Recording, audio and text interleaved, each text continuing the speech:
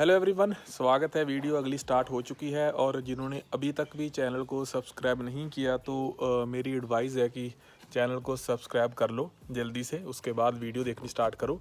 And ये video आप लोगों में से कईयों के जो क्वेश्चन है उसी के ऊपर रहेगी। सो आप में से कई लोगों ने क्वेश्चन पूछे थे कि कितने जो मिनिमम फ़ंड है वो विजिटर वीज़ा अगर अप्लाई करना चाहते हैं तो अकाउंट में कितने मिनिमम जो है फ़ंड होने चाहिए, उसकी डेफिनेशन के रिगार्डिंग अगर हम बात करें तो थोड़ा सा मैं आपको थोड़ा डिटेल में बताऊंगा क्योंकि वीडियो हो जाएगी थोड़ी सी लंबी। तो आप थोड़ा पेशेंस रख के वीडियो को अंत तक देखना। एंड रीसेंट चलते हैं नहीं चलते, क्या कितने पुराने 3 महीने पुराने फ़ंड चाहिए, 6 महीने पुराने फ़ंड चाहिए, 1 साल पुराने चाहिए, 1 पर्सन जा रहा है तो कितना अमाउंट चाहिए। एंड बहुत से फैक्टर इस चीज़ में होते हैं क्योंकि ये चीज़ ऐसे नहीं है कि कई लोग सोचते हैं कि उसके अकाउंट में 20 लाख पड़ा हुआ है जी, मेरा वीज़ा तो आ ही जाएगा। लेकिन वीज़ा के जो फैक्टर अगर आप कैलकुलेट करोगे तो सिर्फ वो फ़ंड वीज़ा नहीं देंगे आपको, वीज़ा आपको मिलेगा आपकी इनकम के सोर्स के ऊपर कि आप उसके लिए वापस आओगे। आप भी समझदार हो, चाहे किसी के अकाउंट में 50 लाख पड़ा हो, आप कहीं भी बैठे हो, कहीं बैठे बैठे ट्रांसफ़र कर लो, चाहे इंटरनेशनल भी करना है। तो इतनी समझदार तो वैसे भी है कि भाई अकाउंट में अगर 50 लाख पड़ा तो उसके लिए थोड़ी ये वापस आएगा, बंदा आएगा अपने काम के लिए वापस जो वो करता है यहाँ पे। तो इसलिए फाइनेंशियल टाई अप में ज़्यादातर जो आपका इनकम का सोर्स होता है वो मैटर करता है, और जो सेविंग पड़ी होती है वो कहाँ तक, अगर हम मेन क्वेश्चन पे आए, कितनी सफिशेंट होनी चाहिए। अब इस पे दो पार्ट में चीज़ें डिवाइड होंगी। अगर तो आप जा रहे हो होटल के ऊपर तो वेरी ऑब्वियस है कि आपके प्लान के हिसाब से होटल का खर्चा, एयर फेयर का खर्चा आप ऐड करो, एंड जितने लोग जा रहे हो उसके हिसाब से आप कैलकुलेट करो तो उससे थोड़ा ज़्यादा चाहिए। तो मतलब अगर कोई ऑस्ट्रेलिया आना चाहता है, मान लो कि दो दो लोग आना चाहते हैं, तो मिनिमम भी टिकट की कॉस्ट आपकी 1 सवा लाख तक, 2 लोगों की 1.5 लाख तक तो चली जाएगी आने जाने की मिला के।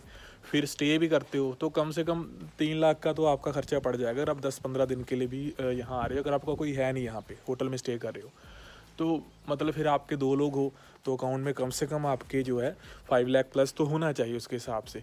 अगर आपको कोई इनवाइट कर रहा है, जैसे कई पेरेंट्स एप्लीकेशन लगाते हैं, तो उनके अकाउंट में कम भी होंगे तो भी चल जाएगा क्योंकि उनके जो बच्चे इनवाइट कर रहे होते हैं वो कहते हैं जी सारा खर्चा हम उठाएंगे। अब नॉर्मली बात करें तो फिर भी एक मिनिमम बंदा सोचता है कि कुछ ना कुछ तो अकाउंट में होना चाहिए। तो वो मिनिमम मैं बता दूं, पर पर्सन अगर एक बंदा अप्लाई कर रहा है तो कम से कम 2 लाख अकाउंट में रखो ज़रूर, चाहे आप स्पॉन्सरशिप के ऊपर ही क्यों ना अप्लाई कर रहे हो। अब देखिए, अम्बेसी ने लिखा नहीं है कि 2 लाख चाहिए, 3 लाख चाहिए, 4 लाख चाहिए, 5 लाख चाहिए, क्योंकि मेरे सर्कल में भी इतने लोग हैं जिन्होंने फ़ाइल लगाई है। एंड किसी के, अब चाहे ना मानो कि 1.5 लाख अकाउंट में पड़ा था उसका भी वीज़ा आया था, एक के अकाउंट में 80,000 के आसपास था उसका भी वीज़ा आया था, क्योंकि ये स्पॉन्सर केसेस थे, क्योंकि आगे का जो स्पॉन्सर होता है वो खर्चा उठाएगा। लेकिन इन प्रोफाइल में जॉब जो उनकी अच्छी थी, सेविंग चाहे नहीं थी, जॉब अच्छी थी, तो उनको इस हिसाब से वीज़ा मिल गया। लेकिन सेफ साइड के लिए एक पर्सन है तो 2 लाख हो, हस्बैंड वाइफ है तो 4 लाख, बच्चा साथ में ऐड हो गया तो 5 लाख कर लो, 2 बच्चे हैं तो आप उसको 6 से 7 लाख तक अगर कर लोगे तो इनफ रहेंगे, अगर आप वीज़ा के एंगल से अगर बात करते हैं। फिर बात आती है जी रीसेंट चलेंगे, अभी फ्रेश फंड डालने वो चल जाएंगे। ये कंट्रीज़ का ना मूड होता है थोड़ा सा इस चीज़ के ऊपर। मैं बता दूं, कनाडा, यूके आप लगाते हो तो यूके बड़ा स्ट्रिक्ट है, वो तो यही लिख देगा आपने रीसेंट फंड डलवाया है। अब रीसेंट फंड चलते हैं उस केस में अगर वो आपके इनकम के सोर्स से आ रहे, मान लो कि किसी की सैलरी 2 लाख रुपए है, तो अगर उसका अकाउंट खाली था और उसकी अभी सैलरी 10 दिन पहले आई 2 लाख रुपए, तो वो भी उसके 2 लाख, चाहे वो पुराने नहीं है लेकिन वो फिर भी एक्सेप्टेबल है क्योंकि वो उसके काम से आ रहे हैं जो वर्क करता है। फार्मर का देख लो, क्योंकि साल में 2 बार इनकम ज़्यादा आती है जब फार्मिंग के सीज़न के हिसाब से। तो अगर फार्मिंग से किसी को 5-6 लाख आ गया, पहले अकाउंट खाली था, तो वो मैटर नहीं करेगा, उसके वो भी एक्सेप्ट हो जाएंगे। हाँ, अगर आप कैश डलवा के खुद सोर्स से आना चाहिए, आप डेफिनेशन को समझो कि आपके इनकम के सोर्स से आप खुद कैश डलवा रहे हो अकाउंट के बीच में, तो उसका कोई सोर्स नहीं होता। तो वैसे ही चाहे ऑब्जेक्ट ना करें, लेकिन कई बार वो हाईलाइट कर देते हैं कि रीसेंट जो ट्रांजैक्शन वगैरह है उसका कुछ जस्टिफिकेशन नहीं मिला। कई बार बंदा करता है कि अपने पेरेंट्स के अकाउंट से ट्रांसफ़र कर लेता है, तो रीसेंट वीज़ा लगाने के बिल्कुल मौके पे ऐसी चीज़ों को अवॉइड करो। मतलब ये जो काम करने हैं ना, तो आप कम से कम 3 महीने पहले ही स्टार्ट कर दो। तो मिनिमम स्टेटमेंट लगानी है तो 3 महीने की तो ज़रूर लगाओ। 6 की लगा सकते हो, ठीक है, बाकी डिपेंड करेगा ट्रांजैक्शन के ऊपर, कि ऐसा ना हो कि चौथे महीने में आपके ट्रांजैक्शन जो हुई थी वो कैश 4-5 लाख डला था, तो उस एंट्री को एम्बेसी को नहीं भेजना, तो फिर उससे 1 दिन बाद से स्टेटमेंट काउंट करके 3 महीने कम से कम पूरे कर लो। तो वो फिर ठीक रहता है सिस्टम। फिर एक होता है जी, सब कुछ ठीक है, फाइनेंशियल भी ठीक है, कई बार बहुत अच्छी जॉब होती है, लोगों के खर्चे इतने हैं कि उनके पास कोई सेविंग जो है वो नहीं की होती, या पता नहीं होता अब लगाना भी है, और ट्रैवल भी उनका कई बार होता है कि इमरजेंसी है कि जाना भी है। तो ऐसे केसेस में क्या कर सकते हो आप, जो तो आपका मेन इनकम वाला अकाउंट है उसकी स्टेटमेंट ज़रूर लगाओ, क्योंकि उससे पता चलेगा आपको इनकम आ रही है, कहाँ से आ रही है, कैसे आ रही है। उसमें पंगा मत लो। अगर आपका कोई और अकाउंट है तो उसमें आप अमाउंट डलवा लो, चाहे कैश चाहे जैसे भी करके, और उसका एक फ़िक्स डिपॉजिट बुक कर लो। नया भी होगा, कोई चक्कर नहीं है, ना से तो अच्छा है, खाली अकाउंट लगाने से तो अच्छा है कि थोड़ा 2-3 लाख का अगर फ़िक्स डिपॉजिट, चाहे वो 15 दिन पहले ही कोई ना ओपन हुआ हो, वो लगेगा तो ठीक है, क्योंकि उससे वो सोर्स तो क्लियर नहीं होगा। जहाँ आप फिर उस अकाउंट का स्टेटमेंट मत लगाओ अकेला, बैलेंस सर्टिफिकेट लगा लो। तो ऐसे वे होते हैं। अब ये चीज़ें इम्प्लीमेंट होती है, थोड़ा सा आपको भी अपना माइंड जो है वो यूज़ करना पड़ेगा कि केस को प्रेजेंट करना है, कौन सी कमी है जिसको आप ओवरकम कर सकते हैं। तो ये सारे जो सिनेरियो होते हैं ये आपको समझने बड़े ज़रूरी है जब भी आप एप्लीकेशन लगाते हो, क्योंकि एम्बेसी लॉजिकली चलती है, ऐसा नहीं है कि इलॉजिकल वो काम नहीं करते। उनकी हर जो बात होती है या हर उनका जो नज़रिया होता है एप्लीकेशन को देखने का, उसमें कहीं ना कहीं लॉजिक बहुत इन्वॉल्व होता है। तो अगर आप लॉजिकली सोचेंगे, खुद के केस को भी लॉजिक के हिसाब से चलाएंगे, तो भी चांसेस है कि जो आपका जो वीज़ा है वो जो आ सकता है, उसके चांसेस जो है वो बढ़ सकते हैं। तो मिनिमम कम से कम 2-2.5 लाख आपके अकाउंट में हो एक पर्सन के हिसाब से, तो आप अपनी फ़ाइल प्रेजेंट कर सकते हो। और भी साथ में फैक्टर होते हैं वीज़ा के लिए, मैं थोड़े से वो भी आपको क्लियर कर देता हूँ लास्ट में। आपका जो ITR है बड़ी इंपॉर्टेंट है। फार्मर नहीं भरता तो भी आप कोई चक्कर नहीं है, लेकिन कोई प्राइवेट जॉब करता है तो अगर उसकी ITR नहीं है तो उसके लिए वो दिक्कत हो सकती है।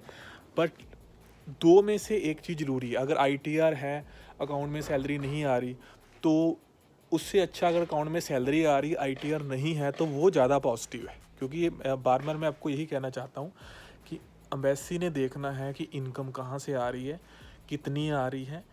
ये बंदा वहाँ जाके इलीगल तो नहीं होगा, ये बंदा वहाँ जाके कोई और प्लानिंग तो नहीं करेगा, क्या इसके पीछे फैमिली टाइप्स हैं, इसके पीछे फाइनेंशियल टाइप है जिसके लिए वापस आएगा।